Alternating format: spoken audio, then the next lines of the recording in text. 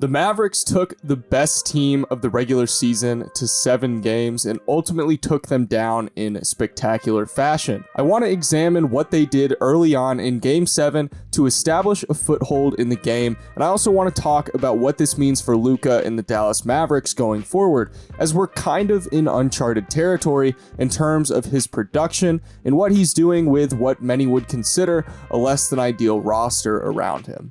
Now, starting off, their approach to Devin Booker was highly effective, and I want to point out exactly what they were doing. On this play, they're going to trap Devin Booker in the corner on this pick and roll. He's going to be forced to make a risky pass to 𝙖𝙗𝙤𝙪, who gets it to Crowder, who will ultimately miss a shot. Here, Dorian Finney-Smith is going to ignore Chris Paul and come over to double Devin Booker once again, forcing him to get it to Chris Paul.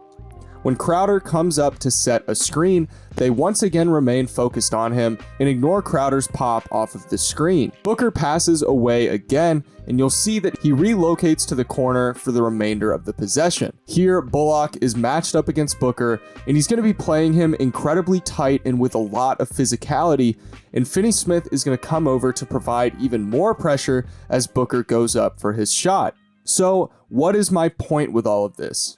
Well, you probably noticed that the Mavericks were constantly double teaming Booker in the first quarter, forcing him to either rely on shots with a high degree of difficulty or forcing him to pass out to his teammates and let them put points on the board. Now, there are some benefits that come with this.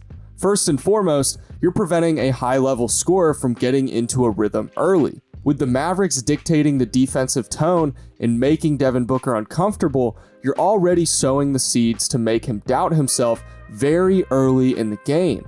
The second benefit that you get is you're making the rest of the offense have to create points, oftentimes leaning on guys that aren't high-level shot creators outside of Chris Paul. This approach on defense saw the Mavericks hold Devin Booker to an uncharacteristic 0 of 7 from the field, with his only 2 points coming off of free throws. Meanwhile, they held Chris Paul to 0 of 4 shooting during the first half.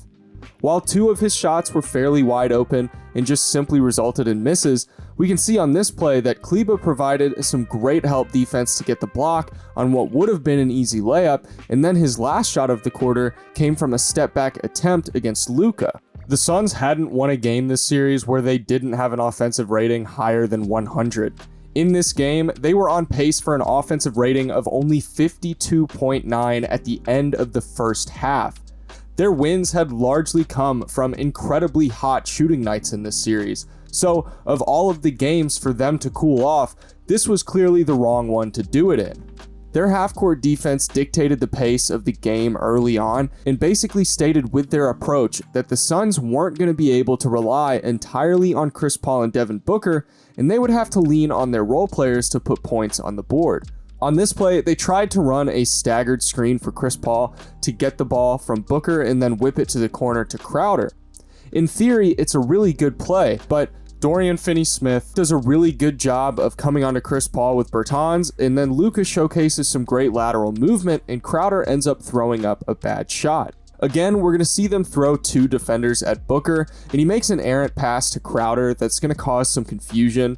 Ultimately, Booker is going to drive, and he puts up a shot that looks really uncomfortable and results in a miss. Here, the Suns are going to run a lot of different actions for different guys to try and hunt for a good look. Luka cuts off the potential dump off to Biyombo, and it forces Booker to bail out on the drive. And then Bertans closes out fast enough to force Mikal Bridges to drive, and then he's faced with the task of trying to finish over 3 different defenders, providing presence and deterring the shot.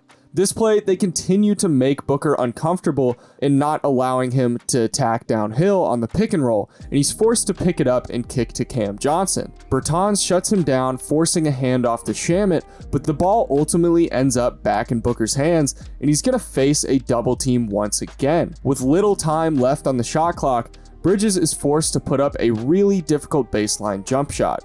By taking the Suns' 2 primary offensive engines out of the offense, they forced the Suns to play out of their comfort zone, seeing role players have to brunt a significant portion of the shot creation duties. The result? 29% shooting from the field and 25% shooting from 3 for Phoenix in the first half alone. The Suns would go on to put up only 27 points in the first half. Meanwhile, the Mavericks would put up 57 points, with Luka securing 27 of those. Yeah, Luka Doncic scored as many points in the first half of Game 7 as the entire Phoenix Suns team. Luka was hitting some incredible shots, particularly knocking down that patented step-back three that you either love or hate depending on if he's hitting it. But the X factor in that first half for Dallas was the offensive explosion from Spencer Dinwiddie. Dinwiddie would shoot 7 of 10 from the field and record 21 points in the first half. Him and Luka combined for 84% of the Mavericks' first quarter points. Going into halftime up by 30 points is certainly a comfortable lead, but all it really takes is a hot start out of halftime for Phoenix to quickly get back into the game. After all, leads shrink fast in today's NBA, and a first half lead means nothing if you don't keep your foot on the gas and continue to apply the same level of intensity and pressure as you did in the first half. A 30-point comeback has been done before. As a matter of fact, the biggest comeback in NBA history was a 36-point comeback by the Utah Jazz against the Denver Nuggets back in 1996. So in theory, the number that the Mavericks wanted to aim to be ahead by in order to feel reasonably comfortable was 37 points. If the Mavericks could get ahead by 37 points, it would force the Phoenix Suns to have to make the largest comeback in the history of the NBA. So while Phoenix came out of halftime and had a much more efficient third quarter, going 6 of 11 from the field, the Mavericks simply continued to outpace them on offense and piled on the lead. Luka in particular was consistently looking for DeAndre Ayton, looking to exploit him on the perimeter and take advantage of having him pulled out of the interior. So on this play, Powell runs a pick and Luka gets the switch that he wanted off of Chris Paul and onto DeAndre Ayton. Luka is then going to go to what he had been doing all game, and he hits a step-back three to officially put the Dallas Mavericks up by 38 points, thus putting the Suns in a position where they either had to make the largest comeback of all time or lose the game. But again, the Mavericks didn't let their foot off the gas for a second, ballooning the lead to 42 points at the end of the third quarter. They held the Phoenix Suns to a measly 0.88 points per possession in the third quarter versus the Mavericks, who scored at a blistering rate of 1.48 points per possession in the third quarter. They completely outmatched the Suns and continued to obliterate their defense to continue to build upon an already seemingly insurmountable lead. The Suns did something that really confused me, and it was the fact that they tried to double Luka Doncic at times, like we're going to see here. The Mavericks, though, they make all the right connecting passes to get the ball to Brunson for a wide open corner three. They threw a double team at him again, and he passes to Brunson, and when Bridges goes to the corner to cover the shooter, Brunson is going to get it to Powell, who has a wide open runway for a completely uncontested dunk.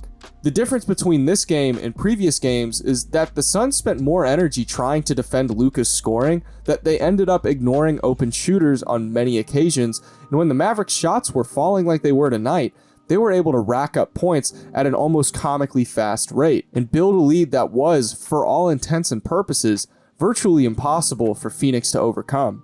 And of course, now they're heading to the Western Conference Finals to face the Golden State Warriors. After taking down the Suns, the team that was largely considered the best team in the NBA during the regular season, they've overcome possibly the biggest challenge standing in their path for a shot at the finals. They match up well against the Warriors, and their half-court offense should be able to operate with a similar approach as they did against Phoenix, but their defense is what I think is really going to be tested because there's a lot more offensive weapons and options for Golden State to throw at Dallas if one person is being taken out of the game. But like this series, I expect that one to be a really long, really great series, potentially going to a full 7 games, and I for one can't wait. If you guys enjoyed this video and you want to see more, please consider hitting that subscribe button and leaving a like. It's the best way to support my content and help me continue creating videos. Either way, thank you guys so much for watching, and I will see you in the next one.